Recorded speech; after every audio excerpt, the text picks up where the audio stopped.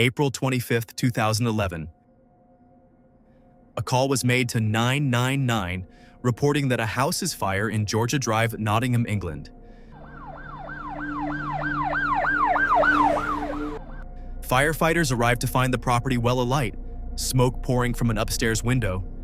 2 boys were already outside on the pavement with the family dog, 14-year-old Daniel Bartlam and his younger half-brother Dominic. When investigators was trying to figure out what had happened, Daniel told the detectives a horrifying and disturbing story. He explained that he had woken up in the middle of the night to use the bathroom. After exiting his bedroom, he had come face to face with a man in a mask who proceeded to throw a hammer at him before fleeing. He then said that he went to his mother's bedroom that was on fire, where he found that she had been attacked in a state of panic. He grabbed his brother and fled, and that he'd gone back inside briefly to rescue the family dog. From outside, there was severe smoke damage to the windows. The source of the fire was quickly found. It appeared to be around a body that was lying in the bedroom floor. Firefighters brought the blaze under control and searched the house. In the main bedroom, they found the body of 47-year-old Jacqueline Bartlam. She was so badly burned that she could only be formally identified through dental records days later. At first, the fire looked like the possible cause of death, but the post-mortem told a different story. The pathologist found that Jacqueline had not died in the fire at all. She had been struck in the head and face 7 times with a claw hammer before the fire was ever set. The blows were consistent with a hammer left at the scene near the window, a detail that would later become significant because it turned out to be the wrong hammer. Investigators eventually established that a second, different claw hammer had actually been used and that the one left behind had been deliberately placed there. To understand how the case unfolded, it helps to know something about Jacqueline herself.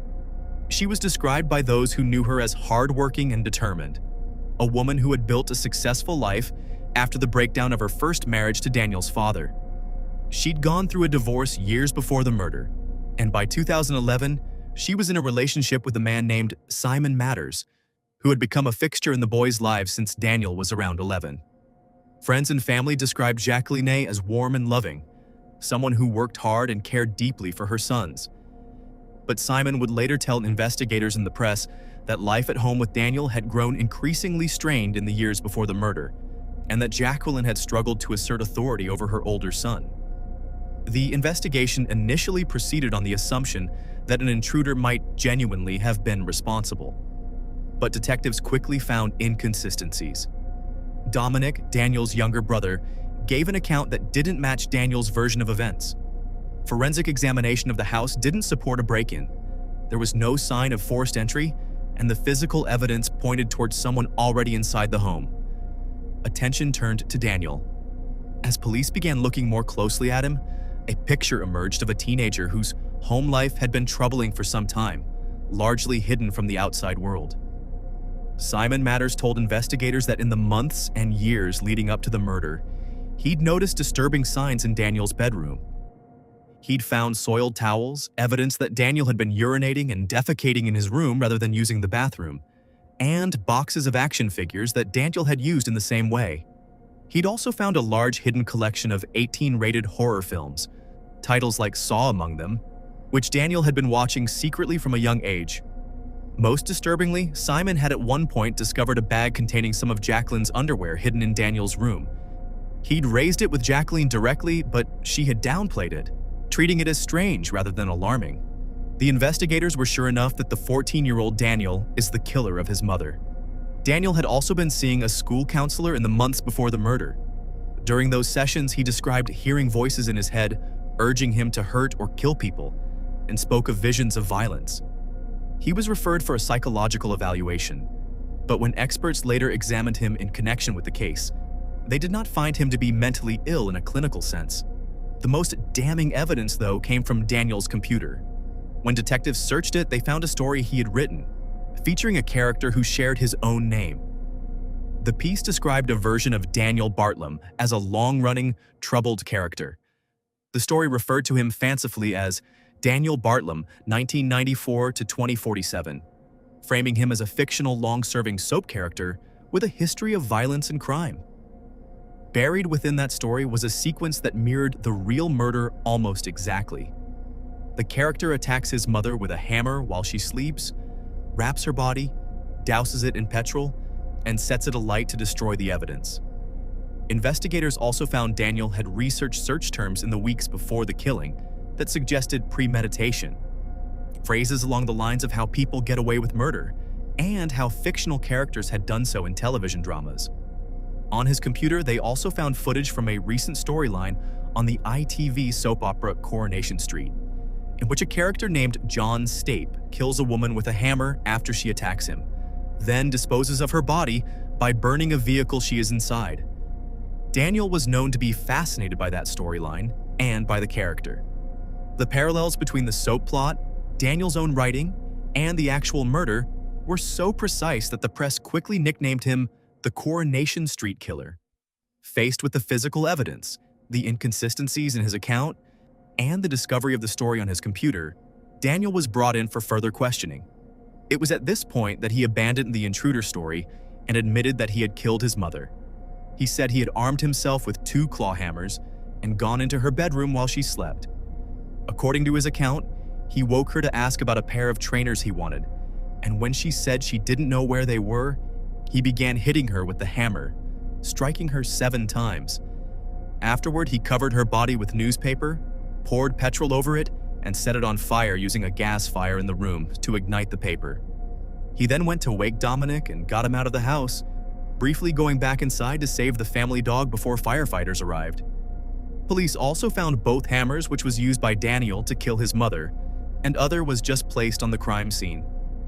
At trial, Daniel did not deny killing his mother, but he denied that it was murder.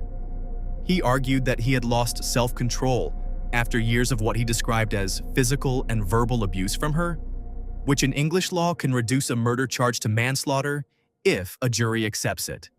The prosecution rejected this framing entirely, presenting the computer story, the internet searches, and the planning behind the crime as evidence that the killing had been carefully premeditated rather than a sudden loss of control. Detective Chief Inspector Kate Maynall, who led the investigation, described the case to the jury as one of the most disturbing she had encountered, given the offender's age and the calculation involved. On February 9, 2012, the jury unanimously convicted Daniel Bartlam of murder. The circumstances of this crime are both shocking and difficult to comprehend. We now know that Daniel Bartlam planned to kill his mum. He then executed the killing in a violent attack on her, and then he took a number of steps to try and cover this up by both burning her body and then lying consistently throughout the police investigation. It was only after we spoke to other witnesses that we realised his account was not consistent, and he was then arrested. Following his arrest, we reviewed his computer and found that it deleted a story where a character called Daniel Bartlam killed his mother in exactly the same circumstances. As I've said, this is a shocking investigation and has shocked me personally, but the biggest impact is bound to be on Daniel's family, Daniel and Jacqueline's family. Having spent time with them throughout the investigation and the subsequent proceedings, it's fair to say that they probably never come to terms with what's happened to them. There's no evidence to suggest Jackie was anything other than a loving mum and loved and supported Daniel throughout his life. 2 months later, reporting restrictions that had previously prevented the media from naming him because of his age were lifted, and he was formally sentenced. The trial judge told him the killing was grotesque and senseless and ordered that he serve a minimum of 16 years before being considered for parole. Because the true murder weapon differed from the hammer left at the scene, the judge noted that Daniel had underestimated how difficult it would be to destroy his mother's body and disguise what he'd done. The pathologist was able to determine with certainty that the fatal blows came from a claw hammer, not the lump hammer he'd left behind to support his fabricated story. In the years since, the case has remained a point of public and media interest. Jacqueline's family and Simon Matters have spoken publicly at various points, expressing grief for her and describing their fears about Daniel's eventual release.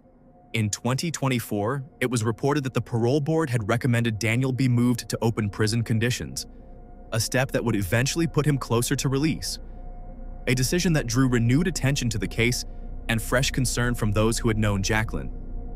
Daniel is 29 or 30 now, moved from adult prison to open conditions in 2024 as part of the parole process. Not released, this is a step toward eventual release, not release itself. Dominic is 21 now, stayed almost entirely out of the public eye since 2011, gave what's reported as his first public interview relatively recently on a true crime podcast. No other significant public details about his life. Simon Matters remains publicly opposed to Daniel ever being released and was asked to give a victim impact statement during the parole process. Jacqueline Bartlam was 47 when her life was taken. A mother who, by every account, worked hard to give her 2 sons a stable home, even through the strain of divorce and the difficulty of raising a